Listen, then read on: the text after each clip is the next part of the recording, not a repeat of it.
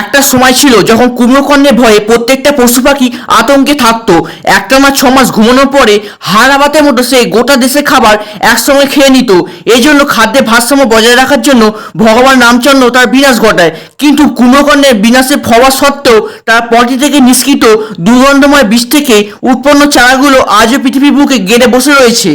সব থেকে বড় কথা হলো কুম্ভকর্ণকে অ্যাটলিস্ট 6 মাস ঘুম পাড়ানো যেত, কিন্তু এদেরকে ঘুম পাড়ানো দূরের কথা 6 মাসে 600টার খাসি ভাগানো থেকে কেউ আটকাতে পারবে না।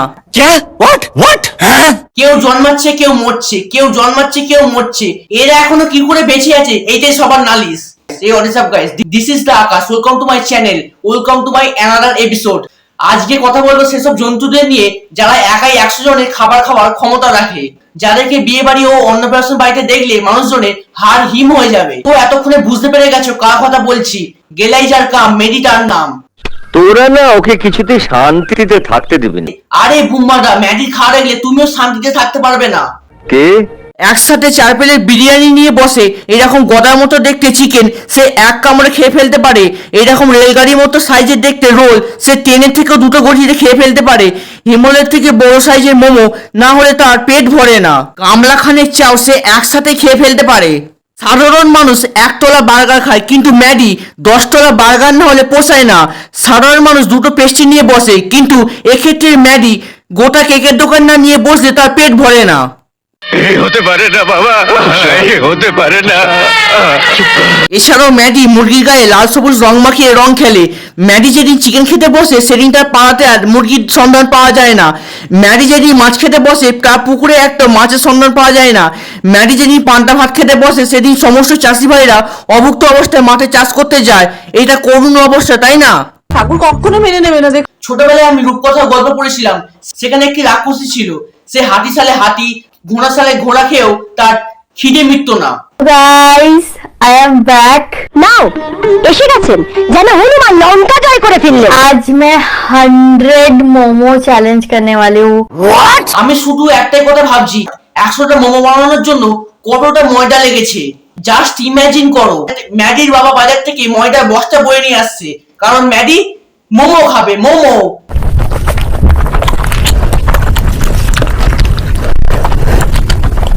बहुत ज्यादा मैं फुल महसूस कर रही हूँ, इतना मेरे अंदर और नहीं जाने वाला है।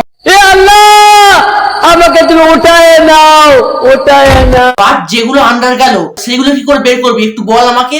আমার সাদা মনে একটাই প্রশ্ন, এত খাবার যায় কোথায়? মানে তোদের বাথরুমের চেম্বার ভরে যায় না?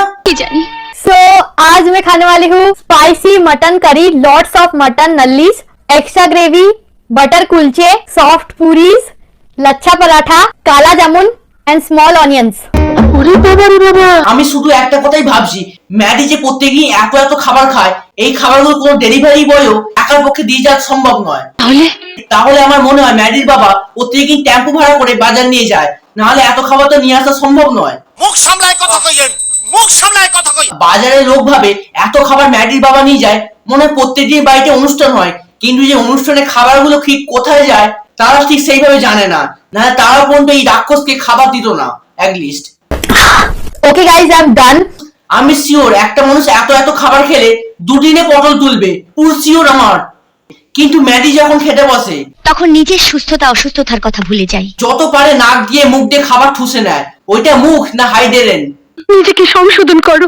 এইসব দেখে আমারও খেতে ইচ্ছে করে, কিন্তু এটা বিষ। বিষ। এদের এইসব গোগালসে খাওয়া দেখে চোখ অন্ধ আর হার্ট ব্লক হয়ে যাওয়ার আগে আমার বিষ খেয়ে মরে যাওয়া অনেক ভালো। ম্যাডি ছাড়াও এরকম হাজার হাজার ইটিং শো চ্যানেল আছে, যাদের মধ্যে এই দাদা বৌদি অন্যতম। 20টা এগ রোল একসাথে গিলে ফেলে, 20টা ডিম হাঁসের মতো গপ গপ করে গিলে নেয়। এদের কাছে 10 প্লেট চাউমিন খাওয়া কোনো ব্যাপারই না। আর এইসব খাবার কম্পিটিশনে দাদা পুরুষ হয়ে একজন নারীর কাছে হেরে যায়। চুরি করে ফেল। এছাড়াও এই চ্যানেলে মূল আকর্ষণ হলো দাদা বৌদি খুব ইউনিক স্টাইলে খাবার খায়। যেমন দাদা দুধ গ্লাসে খাবার বদলে ফিটিং বোতলে খায় এবং এই রকম আচরণ করে। মাথা ঠিক নেই বুঝলেন। ধরো তুমি এতটাই গরিব যে তোমার কাছে দই খাওয়ার টাকা নেই, মানে কিন্তু বৌদির লেভেল এতটাই হাই যে দই না পেয়ে দইয়ের ভাঁড় পর্যন্ত চিবিয়ে খেয়ে নেয়। খিদির কি জ্বালা সেটা আমরা বুঝতে পারি। এছাড়াও বৌদি সুদীপাদি রান্নাঘরকে টক্কর দেওয়ার জন্য অনেক ইউনিক রান্নার রেসিপি আবিষ্কার করেছে। যেমন কাঁচা পাঁপড়ের মধ্যে প্রথমে স্যালাড দিল, দেন সস দিল, তার উপর জিরে ও ধনে ছড়ালো, সবশেষে কাপ সিরাপ দিয়ে সেটা বরকে গেলালো। এছাড়া বৌদি পার্লেজি বিস্কুট খাবার নতুন নিনজা টেকনিক বার করেছে। যেমন বিস্কুটের ওপর প্রথমে চিলি সস দিয়ে তারপর 1 চামচ সোয়া সস দিয়ে সেটা বরকে গেলায়। घिन आती है मुझे। এইসবের দিক থেকে আমাদের দাদা পিছিয়ে নেই, দাদা নানা ধরনের ইউনিক রেসিপি আবিষ্কার করেছে। গোবর দিয়ে আর পাপড় দিয়ে খেতে হবে, নিম পাতা দিয়ে আর গোবর দিয়ে খেতে হবে। ভাই এইগুলো কোনো মানুষ খেতে পারবে? আর এরা যা রাক্ষস সবকিছু খেয়ে ফেলবে, পৃথিবী, মঙ্গল গ্রহ, শুক্র সবকিছু পেটের মধ্যে ঢুকিয়ে নেবে সবকিছু। কি জানি। তো ভিডিওটা ভালো লাগলে লাইক করো, কমেন্ট করো, শেয়ার করো, সাবস্ক্রাইব করো।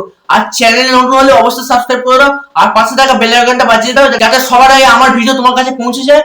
দেখা হচ্ছে পরের ভিডিওতে, ততক্ষণ জন্য বাই।